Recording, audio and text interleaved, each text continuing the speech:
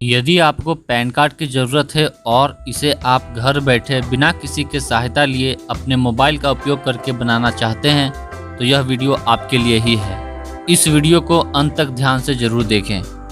इस वीडियो में मैं अपनी वाइफ का पैन कार्ड अप्लाई करूंगा और आपको लाइव दिखाऊंगा कि यह कैसे करते हैं। इसके लिए बस एक मोबाइल की ज़रूरत होगी जिसमें कि इंटरनेट कनेक्शन हो। दोस्तों वीडियो को स्टार्ट करते हैं। दोस्तों मैंने अपने मोबाइल में क्रोम ब्राउज़र खोल लिया है। सबसे पहले हमें सर्च बॉक्स में टाइप करना है पैन कार्ड अप्लाई। सर्च करने पर कुछ ऐसे ऑप्शंस दिखाई पड़ते हैं। आपको उन ऑप्शंस में उस ऑप्शन को क्लिक करना है जिसके स्टार्ट में लिखा हो ऑनलाइन पैन एप्लीकेशन। क्लिक करने पे by default apply online selected होता है। यहाँ पर सबसे पहले हम एप्लीकेशन टाइप चुनेंगे। यहाँ पे 3 ऑप्शंस होते हैं। पहला ऑप्शन इंडियन सिटीजन के लिए है जो कि नया पैन कार्ड बनाना चाहते हैं। दूसरा ऑप्शन फॉरेन सिटीजन के लिए होता है और तीसरा ऑप्शन उन लोगों के लिए है जो कि अपने पैन कार्ड में कुछ करेक्शन करवाना चाहते हैं या फिर पैन कार्ड को रीप्रिंट करना चाहते हैं। इस वीडियो के लिए फ़िलहाल मैं पहला ऑप्शन चुनूंगा। इसके बाद हमें कैटेगरी चुनना पड़ता है, यानी पैन कार्ड आखिर किसके लिए बनाया जा रहा है। लोग अपने अनुसार ऑप्शन को सिलेक्ट कर सकते हैं। यदि कोई सिंगल पर्सन है जिसे पैन कार्ड बनाना है तो वो इंडिविजुअल सेलेक्ट करेंगे जो कि सबसे ऊपर होता है। कैटेगरी सिलेक्ट कर लेने के बाद हमें आवेदक के बारे में कुछ बेसिक डिटेल्स भरने पड़ते हैं, जैसे कि title, name, date of birth, email ID और मोबाइल नंबर। डिटेल्स भरते समय ध्यान दें ताकि कोई गलती ना हो।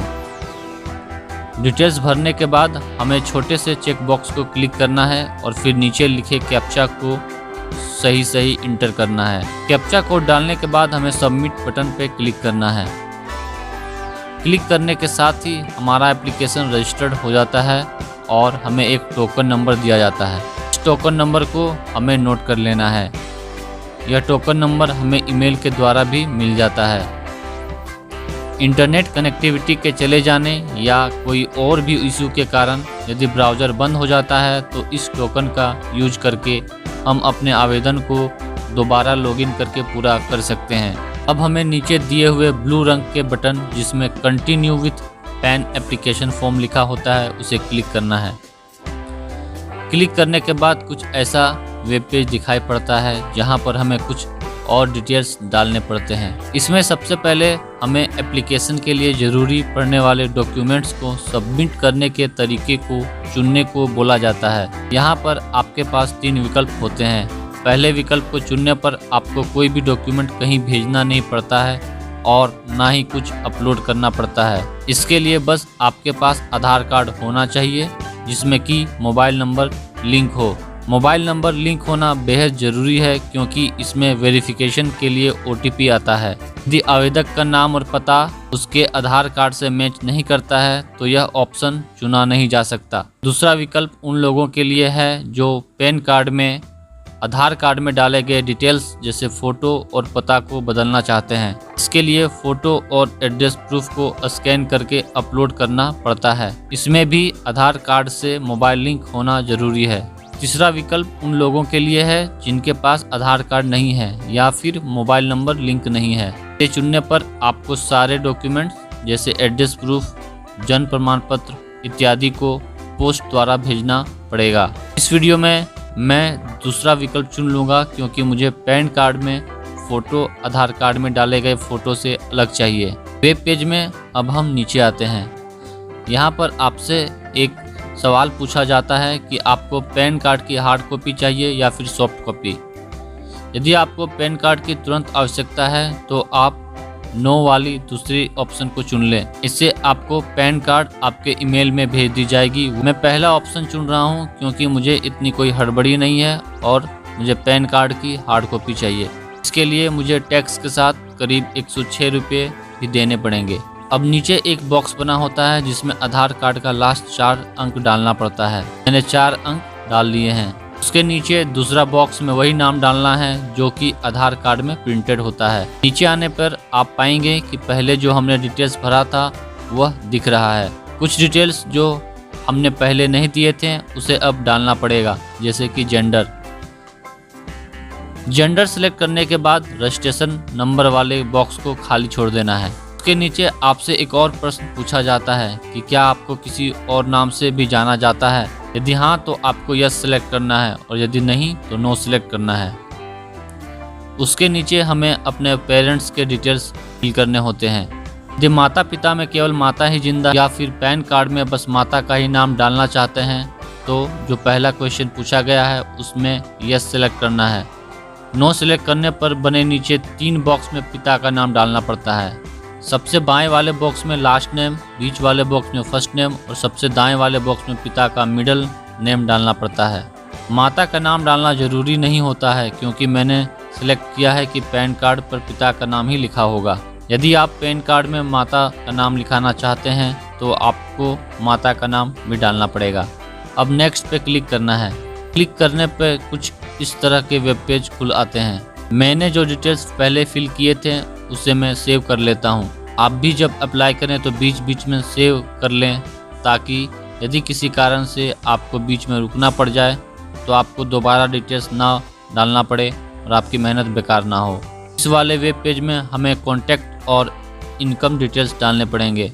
सबसे ऊपर आपको सोर्स ऑफ इनकम बताना पड़ता है यदि आपका इनकम हो तो। यदि इनकम 0 है तो नो इनकम को सिलेक्ट करना है। फिर नीचे एड्रेस डालना पड़ता है। या तो आप अपने घर का एड्रेस डाल सकते हैं या तो फिर अपने ऑफिस का। मैं घर का एड्रेस डालूंगा। एड्रेस डाल लेने के बाद आपको नीचे मोबाइल नंबर और ईमेल आईडी दोबारा कंफर्म करने होते हैं जिसे आपने पहले डाला है। यहाँ पर बस आपको कंट्री कोड डालना पड़ता है और बाकी डिटेल्स पहले से ही लिखे होते हैं। सबसे नीचे हमें बताना पड़ता है कि क्या हमें पैन कार्ड किसी और व्यक्ति के एवज में तो नहीं बना रहे हैं। मैं यहाँ नो सेलेक्ट करूँगा और यदि आपको भी खुद के लिए बनाना है तो नो सेलेक्ट कीजिएगा। इसके बाद मैं दोबारा नेक्स्ट पे क्लिक करूँगा। क्लिक करने के बाद एओ कोड सिलेक्ट करना पड़ता है। एओ कोड बेसिकली एरिया कोड होता है जहाँ के टैक्स ऑफिसर हमारे इनकम का लेखा जोखा रखते हैं। यदि आपको एओ कोड पता है तो आप डायरेक्टली डाल सकते हैं और यदि नहीं पता तो नीचे आपको स्टेट और सिटी सिलेक्ट करना होता है। सिलेक्ट करने पर बहुत सारे एओ कोड निकल आते हैं जिनमें से हमें अपने इनकम और नाम के पहले अक्षर के अनुसार एक को चुनना पड़ता है। इसके लिए जितने भी एओ कोड दिखाई पड़ते हैं उसके बगल में कमेंट्स लिखे होते हैं कि यह एओ कोड किसके लिए सूटेबल है। एक बार जब एओ कोड सिलेक्ट हो जाए तो हमें नेक्स्ट पे क्लिक करना है। यहाँ पर हमें सपोर्टिंग डॉक्यूमेंट्स के डिटेल देने पड़ते हैं। डॉक्यूमेंट के तौर पर हमें आइडेंटिटी प्रूफ, एड्रेस प्रूफ और date of birth proof certificate देने पड़ते हैं। आपको बारी बारी से तीनों प्रूफ सर्टिफिकेट को मेंशन करना है। मैं तीनों के लिए आधार कार्ड सिलेक्ट करूँगा। सिलेक्ट करने के बाद नीचे आपको सेल्फ डिक्लेरेशन देना होता है। उसके नीचे फ़ोटो सिग्नेचर और प्रूफ सर्टिफिकेट जिसे पहले हमने सेलेक्ट किया है उसे अपलोड करना होता है। बस यहाँ पर आपको ध्यान देना होता है कि हर एक डॉक्यूमेंट के अपने कुछ रिक्वायरमेंट हैं, जैसे कि फ़ोटो सिग्नेचर का मैक्सिमम साइज 50 KB ही हो सकता है और फॉर्मेट JPEG ही होना चाहिए। उसी प्रकार प्रूफ सर्टिफिकेट PDF फॉर्मेट में होने चाहिए जिसका अधिकतम साइज 300 KB ही हो सकता है। यह सारे एडिटिंग आप बहुत आसानी से मोबाइल में ही कर सकते हैं। मैंने यह पहले से ही कर लिया है। मैं बारी बारी से सारा डॉक्यूमेंट्स अपलोड करूंगा। यहाँ पर आपको एक बात ध्यान देनी चाहिए कि यदि आपने ऊपर में date of birth, address proof और रेसिडेंशियल प्रूफ तीनों अलग अलग सिलेक्ट किए हैं तो सारे को अपलोड करना है। चूँकि मैंने तीनों के लिए आधार कार्ड को ही चुना था तो मैं बस आधार कार्ड ही अपलोड कर दूंगा। एक बार जब सारा डॉक्यूमेंट्स अपलोड हो जाए तो हमें सबमिट पे क्लिक करना है। क्लिक करने पर एक वेब पेज खुलता है जहाँ पर हमें ऊपर में आधार कार्ड का पहला 8 डिजिट डालना पड़ता है। इस पेज में वो सारे डिटेल्स होते हैं जिसे हमने पहले फिल किया है। एक बार हमें सारे डिटेल्स को दोबारा से चेक कर लेना चाहिए।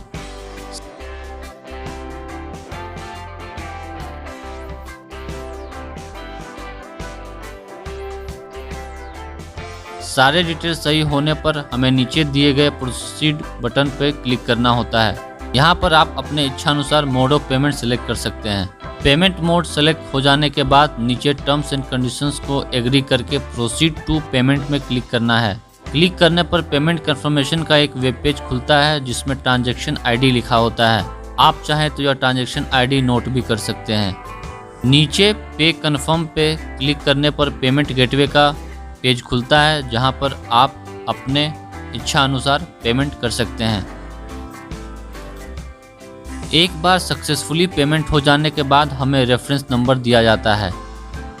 उसी पेज में सबसे नीचे कंटिन्यू का एक बटन होता है जिसे क्लिक करने पर यूआईडी ऑथेंटिकेशन का एक पेज खुलता है जिसमें हमें कुछ टर्म्स एंड कंडीशंस एग्री करने होते हैं।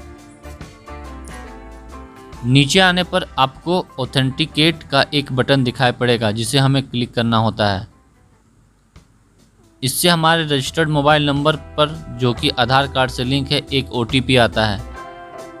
उस ओटीपी को पेज के नीचे बॉक्स में इंटर करके सबमिट करना होता है। ओटीपी सबमिट करने के बाद एक पेज खुलता है जिसमें कंटिन्यू विथ ई साइन का बटन होता है। बटन को क्लिक करने के बाद NSDL का एक पेज खुलता है जिसमें आधार कार्ड का डिटेल्स दोबारा डालना पड़ता है। आधार कार्ड को वेरीफाई करने के लिए हमें रजिस्टर्ड मोबाइल नंबर पर आए गए ओटीपी को डालना पड़ता है। ओटीपी डालने पर हमारा एप्लीकेशन कंफर्म हो जाता है और हमें फॉर्म 49A का सॉफ्ट कॉपी डाउनलोड करने को दिया जाता है। मैं उसे डाउनलोड करके आपको दिखाता हूँ। यह 3 पेज का फॉर्म होता है जिसमें एक्नॉलेजमेंट नंबर लिखा होता है और हमारे द्वारा भरे गए डिटेल्स भी होते हैं। अब हमें कुछ नहीं करना है। आप देख सकते हैं यहाँ साफ साफ लिखा है कि हमें किसी भी प्रकार के डॉक्यूमेंट का हार्ड कॉपी नहीं भेजना है। एक बार हमारे द्वारा अपलोड किए गए डॉक्यूमेंट्स और हमारे द्वारा डाले गए डिटेल्स वेरीफाई हो जाते हैं, कुछ दिनों बाद पैन कार्ड हमारे दिए गए एड्रेस पर खुद ही पहुंच जाएगा। तो दोस्तों, यह वीडियो आपको कैसा लगा? अच्छा लगा तो लाइक करें और दोस्तों के साथ शेयर करें। अभी तक आपने यदि चैनल को सब्सक्राइब नहीं किया है तो ज़रूर कर लें ताकि ऐसे ही कई जानकारी आपको मिलती रहे।